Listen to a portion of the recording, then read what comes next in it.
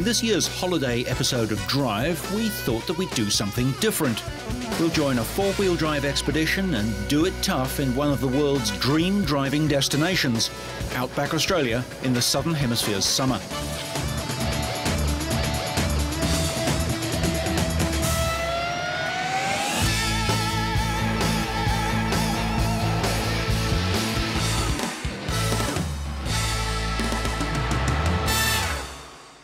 Australia is unique. It's an island, a country and a continent. It's roughly the same size as the continental United States, but has less than 10% of the population, about 20 million people. And almost all of them live around the coast. After Antarctica, Australia is the driest continent on Earth. It comprises more than 5% of the Earth's land area, yet contributes less than 1% of total global river runoff. The interior is vast, trackless and very empty. Much of it still hasn't been fully explored. The semi-nomadic Aboriginal people who have lived here for over 40,000 years had no need of maps and made none. Our convoy assembled in Port Augusta at the head of the Spencer Gulf, gateway to Central Australia, and headed towards the remote dune country north of Lake Eyre. We would be crossing the paths of many of the early explorers who first charted these remote and inhospitable parts of Australia. In this area, summer shade temperatures regularly reach the 50 degrees Celsius range, while a reading of 61 degrees has been reported. After cruising on the good road which skirts the western side of the hills that make up the Flinders Ranges, we turned off onto private tracks across some of the vast Australian sheep stations and headed east and then south through Thompson's Gap.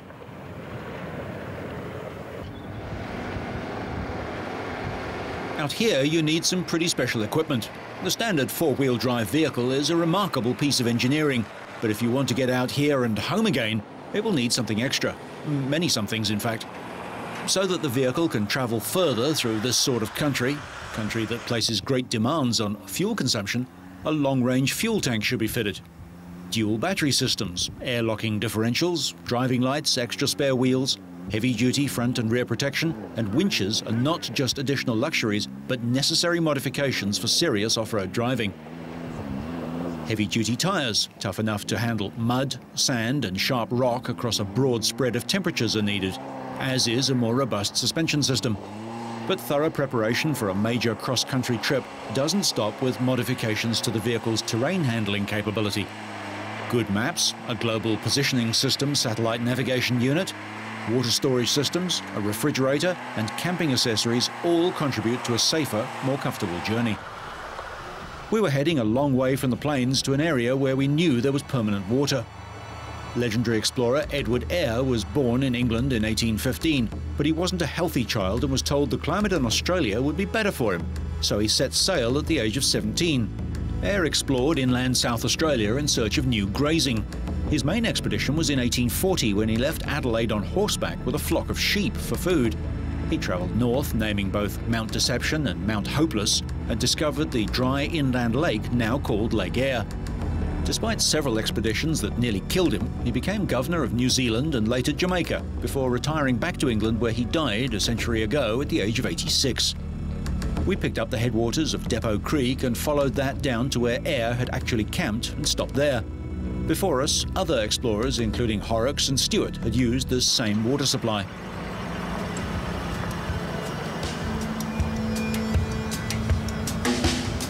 Another famous explorer was British naval officer Matthew Flinders, who was the first to sail around Australia in 1803. And it was he who then suggested the name for the country previously called New Holland and New South Wales.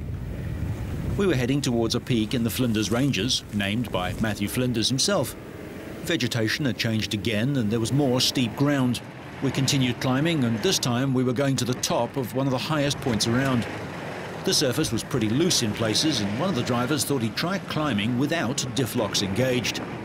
It's a pretty steep hill and the surface is mostly loose shale. Picking the right line and keeping just the right speed is critical. You need to maintain momentum without breaking traction and without stalling.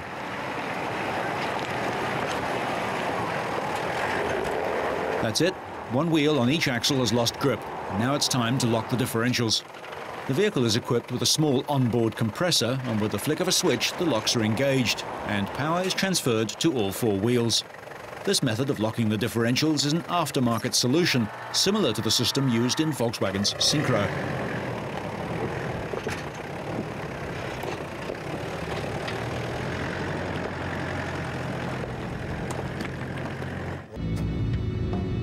On his way back to England, Flinders was arrested as a spy by the French governor on the island of Mauritius. When he was released 6 years later, his discoveries had been claimed by French explorer Nicolas Baudin. To clear his name, Flinders published his journal outlining his discoveries, but he died on the day it appeared in July 1814. This peak is Mount Arthur, named by Flinders in 1801. Flinders proved that mainland Australia was not a series of islands, but just one. And by sailing around Van Diemen's Land, he proved that it was an island, now called Tasmania. His charts were so accurate that they were used for many years after his premature death at the age of just 40. Once over the top of the ridge, the vegetation started to change dramatically. Australia has been enduring a drought for several years, and it shows both in the sparse vegetation and the sparser wildlife.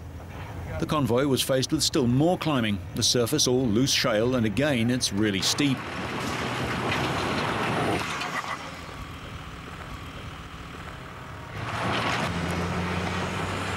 Out here, too many punctures could spell disaster, and most punctures happen when the sidewalls of the tyres get spiked by iron-hard branches, thorns or rocks.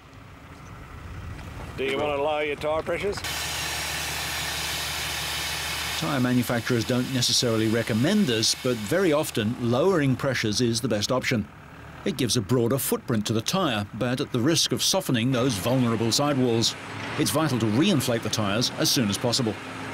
Dropping the pressures did make a difference, especially with the diff locks engaged, but this was pretty rough stuff.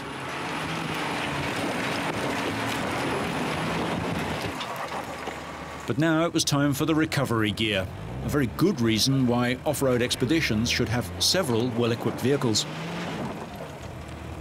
It took us a while to get it moving again, and the light was fading fast. It's amazing what you can do with a winch.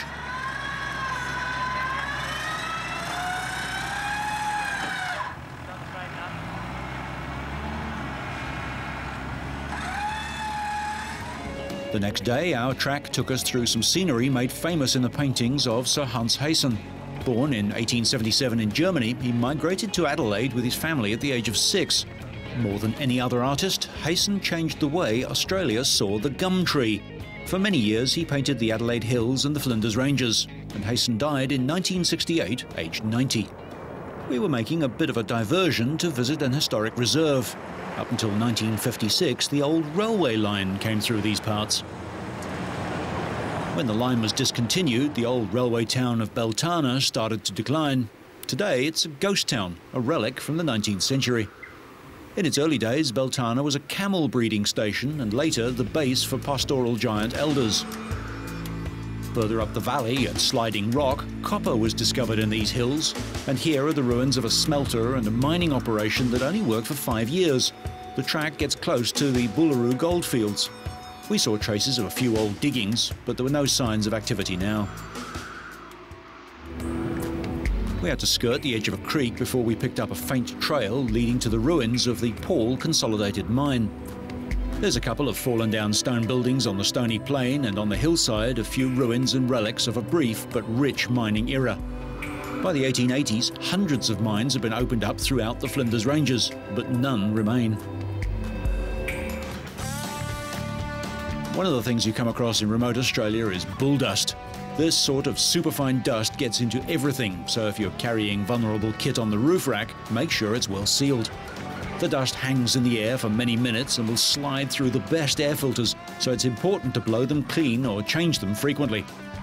It's also vital to keep the revs up when you're driving through this stuff and keep a good distance from any other vehicles in the group.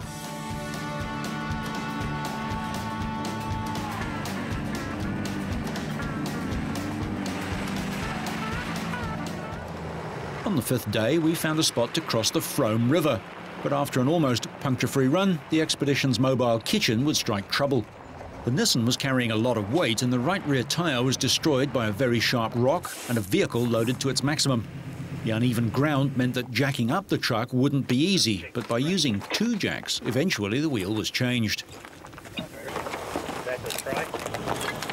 You were working later there, Terry? We were headed for another abandoned copper mine. A chimney still stands a little north of the Mount Rose Bore and Mine Complex, and the smell of sulphur and leached chemicals still fills the air around the old workings. Even the cockatoos seem sulphur-stained. Just 20 years after Edward Eyre had passed through these rugged ranges, copper was discovered in lots of places. Here at Yundamutna was one of the richest deposits, and a smelter was set up. But like so many of these places, the tyranny of distance, the lack of water, and the remoteness of the area meant that they closed down very quickly.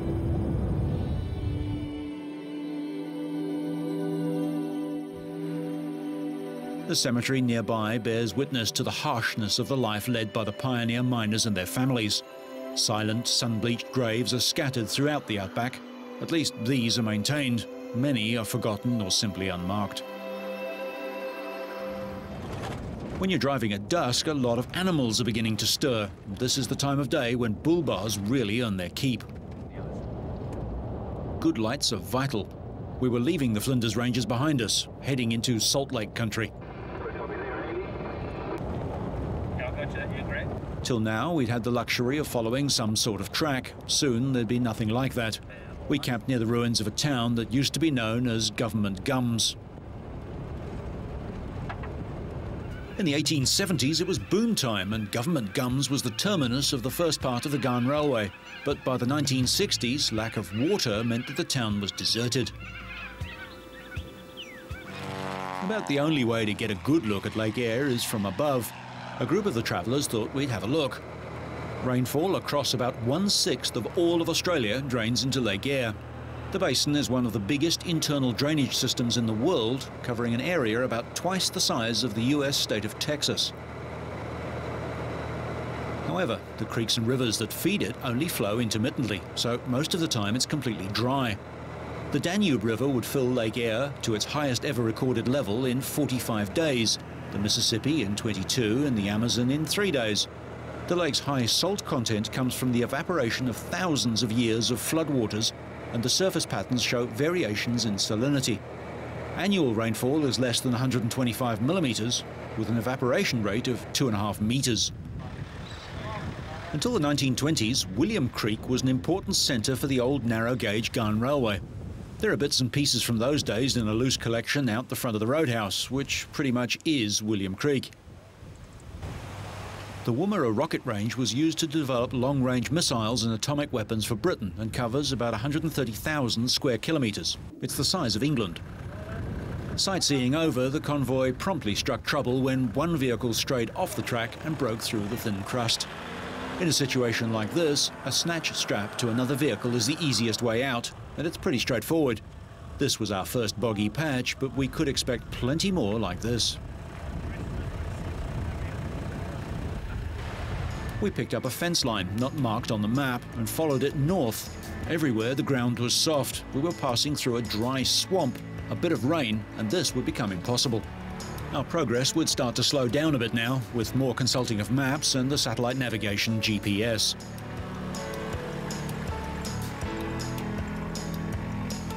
For this sort of driving, through soft sand, we let the tyre pressures down again and kept the wheels churning through.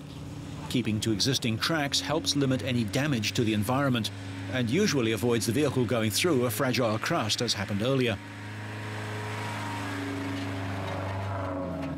At Mystery Dam, we hit another fence line at a track that went south. The station had been doing a bit of fence work and there were coils of barbed wire lying around. This camel had got 1 foot wrapped up in some of it. Australia is the last place on Earth that wild camels are still found. Progress through this country was pretty sedate. The GPS can show you which way to go, but it won't show you what you've got to go through. It's a remote and lonely place. It never attracted much attention back then, and it doesn't now. Very few people come this deep into Australia's heart. The surface was a thin, brittle crust which coped well for the first vehicle.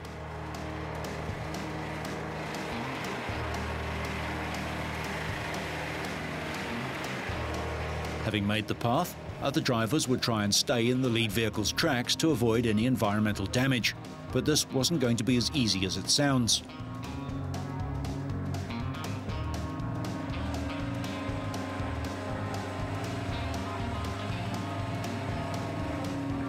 One by one, the vehicles go through.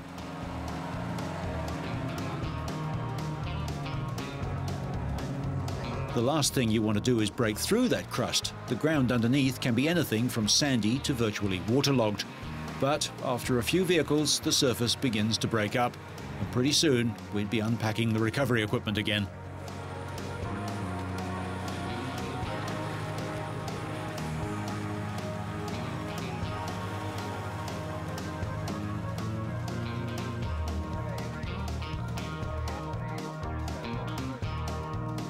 All was looking pretty good until now.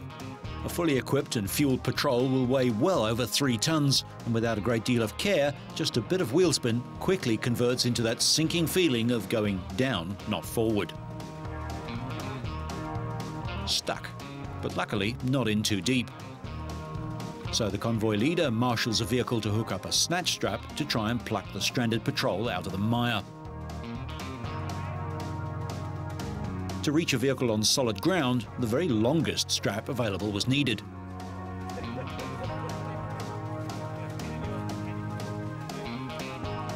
The equipment isn't very expensive, but like anything involved with driving in the bush, it must be handled with great care and maintained in tip-top condition.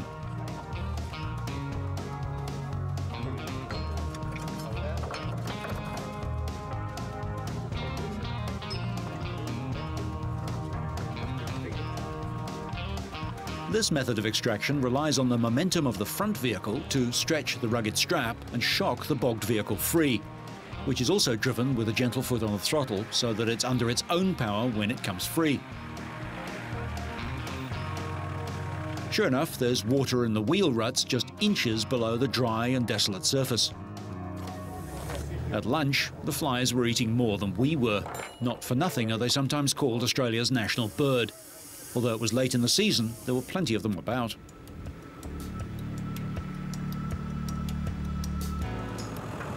Another supposedly dry creek to cross, and it didn't take long for someone to get stuck. It didn't look too serious, but these things can take a while. So, as the experts took care of the problem, there was time for some frog racing. Hey, we have a winner! Now it wasn't looking quite so easy. For the snatch strap to work, the front vehicle needs to get some speed up. But with diffs locked and all 4 wheels driving, he was able to drive out. You have another crack, Megan?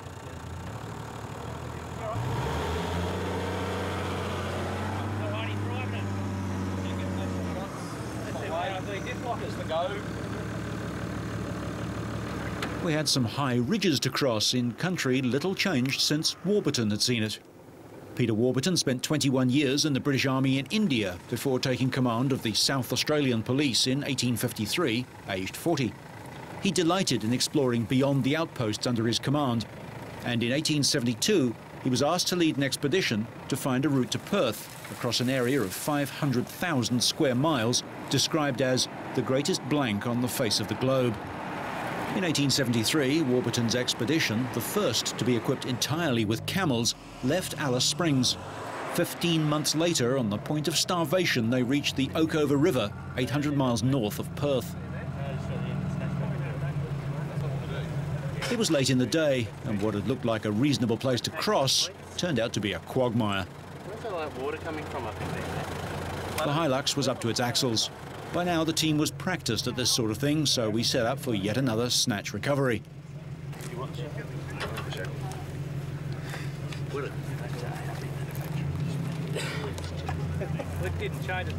Then, one of the team went and got himself bogged, and everyone knew it was going to be a tough job to get the vehicle out.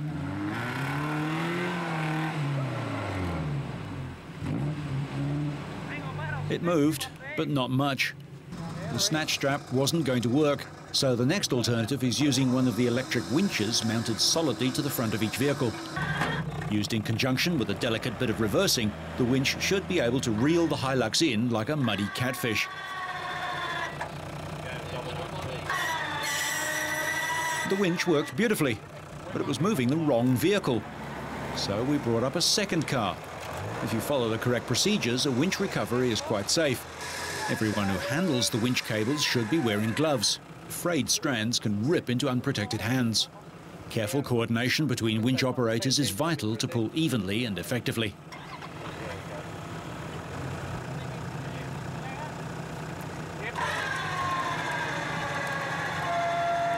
Two winches and still not much was happening.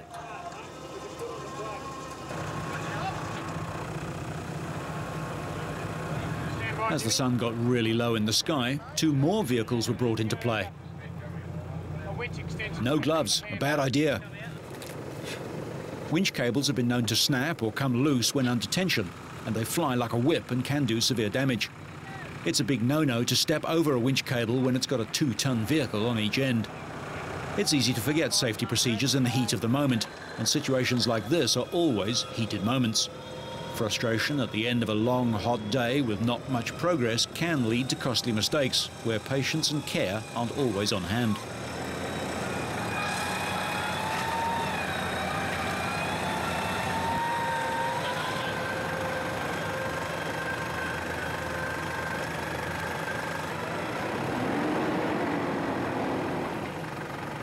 Success at last, and almost at last light.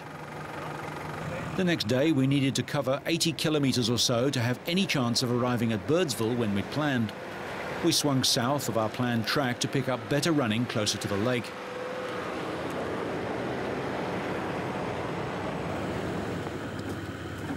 Recoveries like this were starting to feel routine, but we still had a few more steep and badly eroded dunes to cross. When a car gets stuck on a steep angle like this, its stability is often compromised.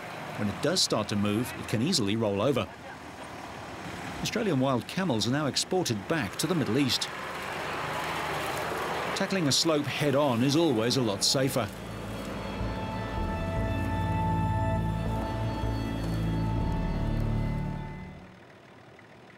GPS technology is fairly recent. Map makers have only been able to use it for the last 10 years to make maps more accurate. Four-wheel drive users know the advantage of having a GPS aboard. With a laptop computer and moving map software, they can literally make their own. Some lakes are safe to drive on. The trick is knowing which is which. At White Bull Bore, the water gushes out at close to boiling point, so a hot bath was a welcome stop. The water flows down a cooling channel until it's cold enough for the livestock to drink. Sparrow's Landing, the most northerly point reached by Colonel Warburton. In November 1874, he went back to England after an absence lasting 40 years. However, he didn't like the climate and returned to Adelaide after 4 weeks and died there 15 years later. 2 ranges of hills, a river and a beetle are named after him. The Birdsville track is not a superhighway, and it can be badly corrugated, which will cause the shock absorbers to heat up. Another component that needs to be uprated to cope with the harsh conditions experienced in outback Australia. Late in the afternoon, we reached Birdsville. It was a convoy of thirsty latter-day explorers that rolled into the small town, which, not surprisingly, is centred around the famous Birdsville pub. We had left Spencer Gulf 14 days before and had seen some of the most remote parts of Australia. We'd been well prepared for this trip and the preparation had paid off. The equipment that helped us get here had performed beautifully. Now all we had to do was get home again, but not tonight. If you'd like to buy a full-length DVD of the entire Desert Extreme expedition, please visit www.guidebooks.com.au.